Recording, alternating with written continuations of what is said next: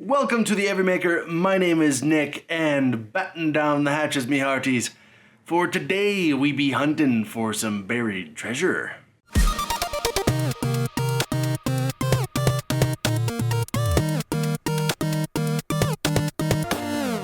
When my wife and I were getting married, we knew we wanted something more than just a pillow for the rings. We wanted a ring box, and I wanted it to be special, so I decided to make one. The diamond in a ring is very meaningful and very high in quality, but also conflict-free and sustainably mined.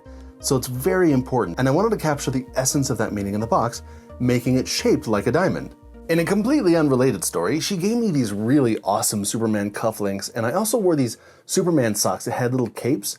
Not sure why that suddenly came to mind. Anyway, where was I? Oh yeah, my brother-in-law liked the idea so much, he asked me to make a box for his wedding. They knew exactly what they wanted, a mini pirate's treasure chest. I tried to model this out in Fusion 360, and though the program is great for the final design, it's a little stifling, so I switched to good old pen and paper. The one qualification he had was he wanted it made from a darker wood, and to look old and weathered. I started by cutting the boards for the lid, since this would ultimately set the size of the box. I set the saw to 10 degrees and cleaned up one of the edges. I then set a feather board so I could get a consistent width, and flipped the board to make sure that the angle was always facing out. Resetting the saw back to 90 degrees, it was time to cut out the main body of the box. I considered doing this as one solid block and just carving everything out, but it just didn't feel like it was going to give it the look I wanted. This is the project I made this really thin push block for. I also needed to make a zero clearance insert, but never got around to it. I decided to have a solid core that actually held the rings, rather than just an open box. This I would later carve to hold the rings. I used a little miter box to cut out all the pieces to length, setting the stop block just longer than the width of the chest so I could sand it down to width later. I started with the boards for the lid, then moved on to the boards for the base, all of which needed to be the same length.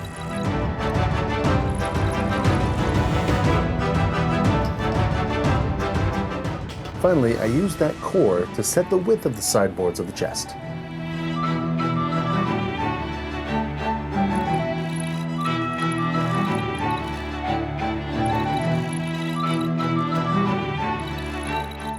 When gluing up a bunch of boards of the same wood, you can often hide the glue line, giving a nice grain match. I don't want that. I wanted all the boards to look separate, so I sanded down the edges to make a nice sharp line between each board. Now that everything is cut out and sanded, it was time for the glue up. I used blue painter's tape as my clamps, especially on this difficult lid glue up.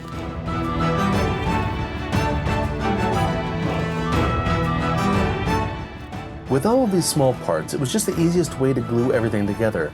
I would lay the tape down, put glue on each piece and put it in place, using the tape to pull everything together nice and tight. I glued up the panels for the front, back, and bottom, and both sides. Once everything was dry, it was time to sand. The inside of the lid was the most important and needed to be smooth and round. The last pieces to cut were the sides of the lid. I used the lid to mark out both sides, then a hacksaw to cut them out.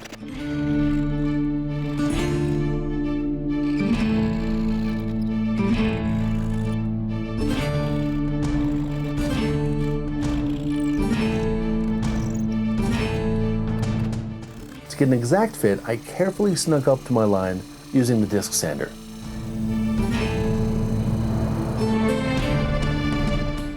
When gluing up the lid, be careful. You want to avoid glue on the inside of the lid as it's really hard to clean out and will affect the finish.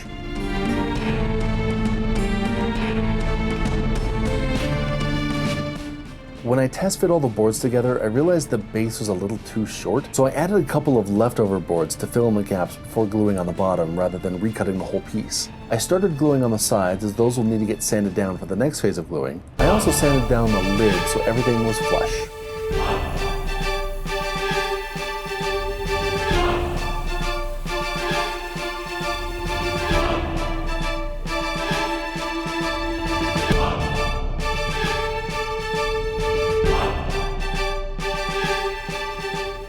With everything nice and flat, I added the front and back faces and the gluing phase was complete.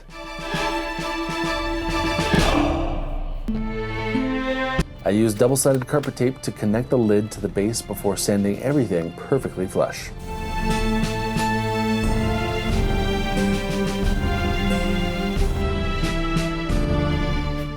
So the shape of the box is complete and the surface is actually pretty smooth, but they were looking for something a little bit more rustic, a little bit aged. So it's time to create some sawdust.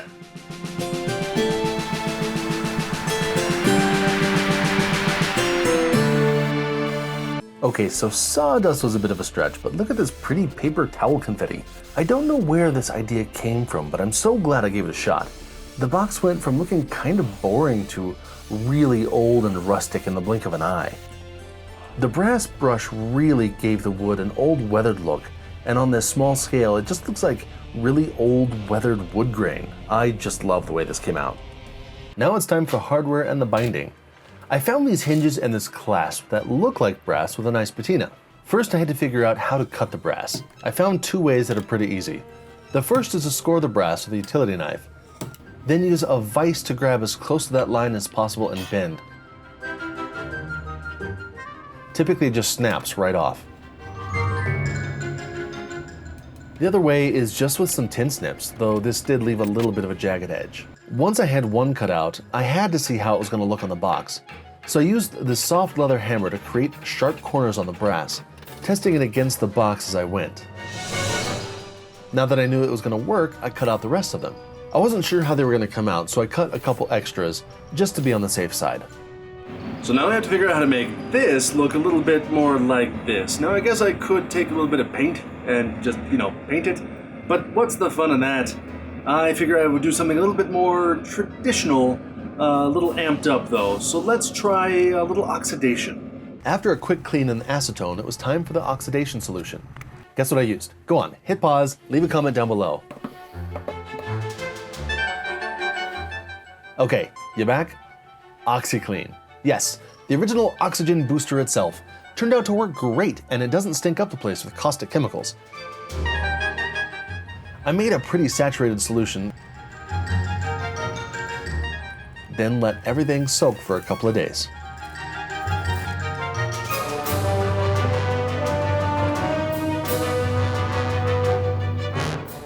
Now for the really fun part.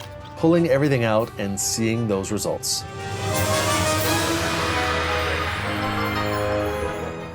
Originally, I wanted to use these kind of antiqued brass hinges and this, I was going to modify this little brass clasp, but that's just not going to work because they're actually brass plated.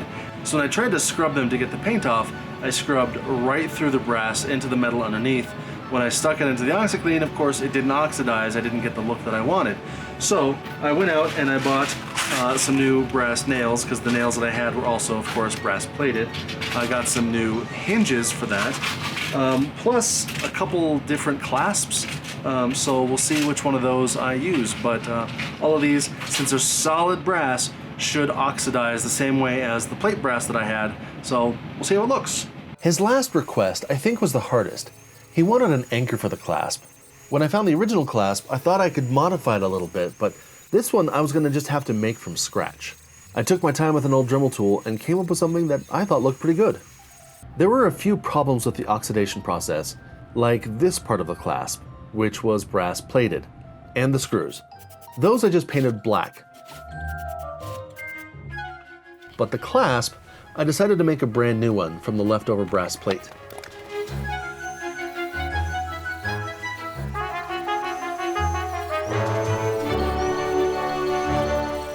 I can't wait to get these two components together into the final box, but first I need to get some protection on this. Now, I don't want to use a polyurethane or a polyacrylic or anything like that because I don't want to kind of cover up the wood. So I'm going to use some Danish oil. Danish oil has always been kind of my go-to finish. It gives more protection than just oil, but it leaves the wood still feeling like wood. And boy, does it make that walnut look pretty.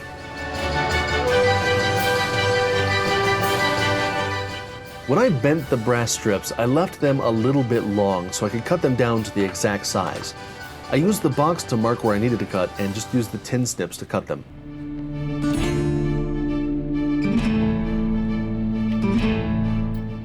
Once everything was cut to size, I used a center punch and drilled out a small hole where the nail was going to go. Then hammered in the nails with this leather hammer. The hammer worked great to make sure I didn't damage that patina I worked so hard to create. Then it was just rinse and repeat. I put a nail in the center of every board.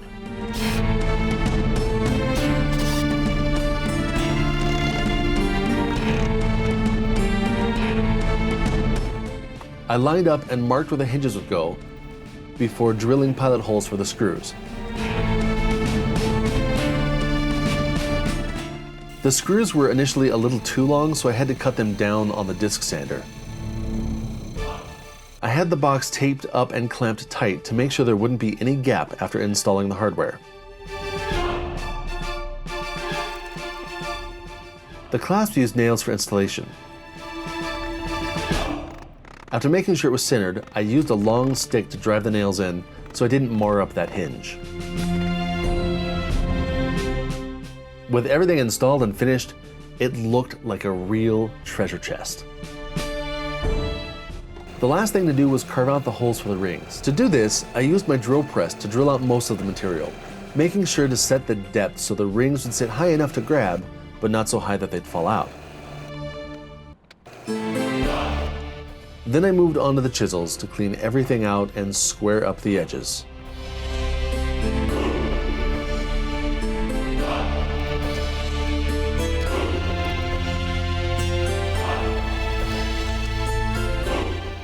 I had the rough dimension of the rings, so I kept measuring to make sure I didn't carve out too much of the material. Now the box is finally finished. Well, it's mostly finished. I still have to finish chiseling out the holes, which I can't do until I get my hands on the rings. So I'll chisel those out. I'm gonna line them with some black felt so that it kind of holds onto those rings a little bit so that they don't move inside the box. And those rings fit nice and tight, and the box was finally finished.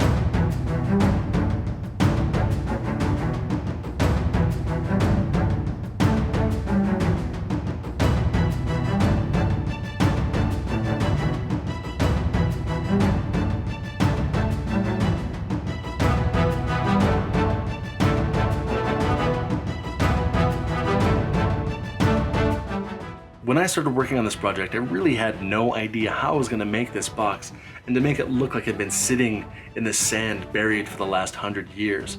But I found ways to do what I wanted to do with the tools that I have. Now, you may not have those same tools, but there's a lot of different ways to do something like this if this is what you're going for. You just got to find the way that works for you, because if I can do it, so can you. Leave a like down below if you liked this episode and comment to let me know why you liked or why you disliked it. If you have any questions, also comment down below. Subscribe if you want to stick around for new episodes, and I hope to see you guys again real soon.